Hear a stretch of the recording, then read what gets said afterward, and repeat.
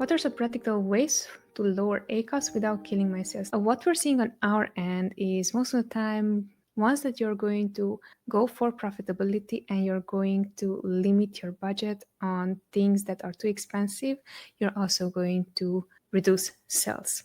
So here, the best strategy for you is going to be finding the sweet spot when it comes down to your ACOS. Let's say that you have a 60% ACOS and you're aiming for 30% ACOS.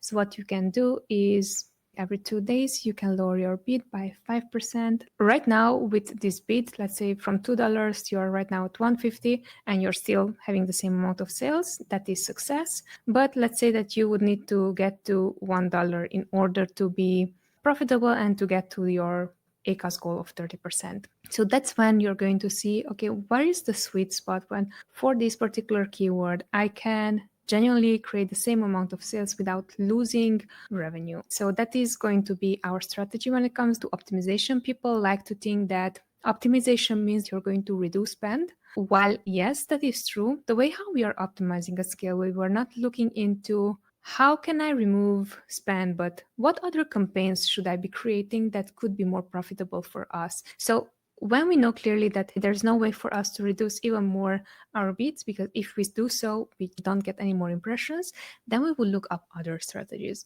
So when you're asking about how to lower your ACOS without killing sales, first we would optimize, right? So we are going to optimize, we are going to lower our bids.